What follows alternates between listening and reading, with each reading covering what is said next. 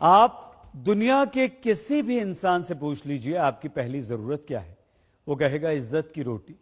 एक समाजवादी लोकतंत्र में सरकारें इसकी गारंटी देती हैं। रोटी का महंगा हो जाना मतलब सीधा असर पेट पर, लेकिन दोहरी मार दोस्तों तब पड़ती है जब रोटी महंगी हो जाती है और इंसान सस्ता। तो सबसे पहले आपको दिखाते हैं देश की माली स्थिति। एक रिपोर्ट कहती है कि नौकरी के लिहाज से यह साल बहुत बुरा बीतने वाला है। ये एक ऐसा भाग्यशाली देश है जिसके पास 65% जनसंख्या, 65% पॉपुलेशन 35 साल से कम उम्र की है।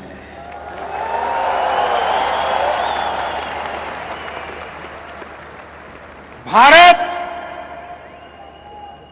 एक नौजवान देश है।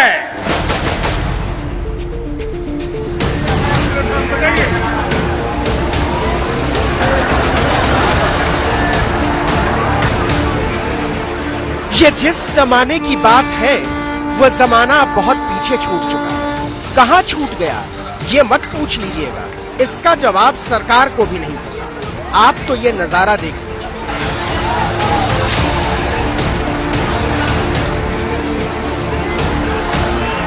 देश के नौजवान हैं ये, जिनके कल्याण के नाम पर नरेंद्र मोदी ने 2014 में राजपाट का वरदान मांगा था, उनकी हालत का बयान है।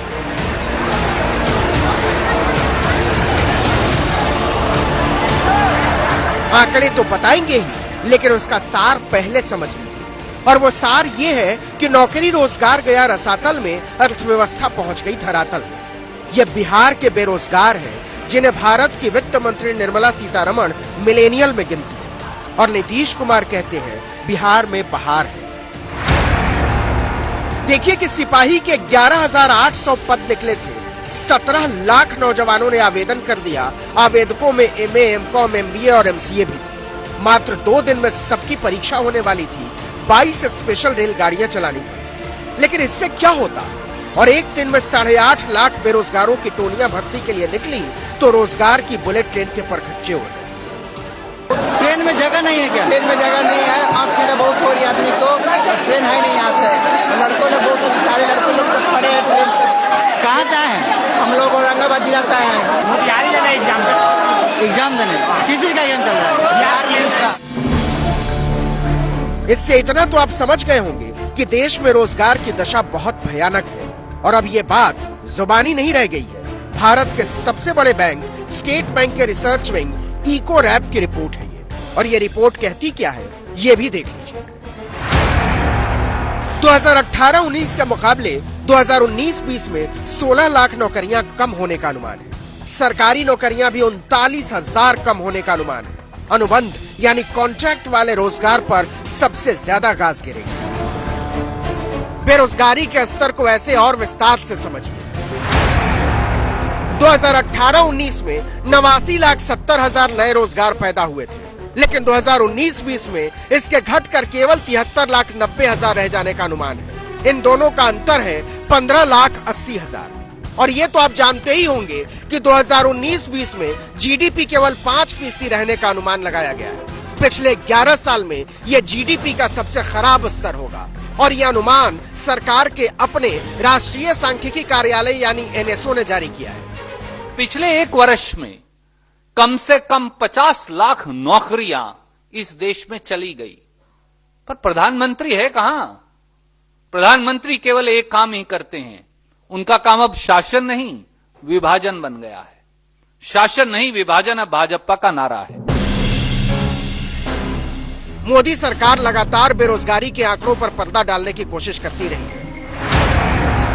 आपको याद होगा इसी साल जनवरी में राष्ट्रीय सांख्यिकी आयोग के 2 सदस्यों PC मोहनन और GV मीनाक्षी ने इस्तीफा दे दिया था। दोनों ने आरोप लगाया था कि सरकार जानबूझकर बेरोजगारी की रिपोर्ट जारी नहीं कर रही है। कुछ ही दिन बाद NSO की रोजगार से जुड़ी एक रिपोर्ट लीक हो जाती है।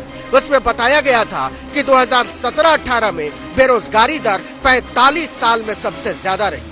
2016 की नोटबंदी के बाद रोजगार से जुड़ा ये पहला सर्वे था जिसे सरकार दबाए रही। बेरोजगारी है, महंगाई इतनी नहीं है, लोगों का परचेजिंग पावर कम है, लोग खर्चा नहीं कर पा रहे हैं, इंक्रीमेंट नहीं हो रहा लोगों का, तो परचेजिंग पावर कम होने से क्या हो रहा है, महंगाई लग रही है इन लोगों को।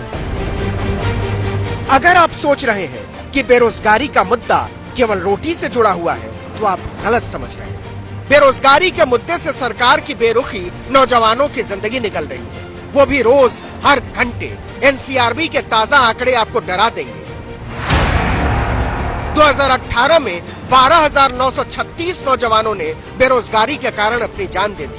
मतलब रोजाना औसतन 35 लोगों ने बेरोजगारी के चलते जान दी। इसी दौरान खेती किसानी से जुड़े हुए 10,349 लोगों ने अपनी जान दी। समझना पड़ेगा कि अर्थव्यवस्था की ऐसी दुर्दशा क्यों हुई। जरा क्रोनोलॉजी को समझिए।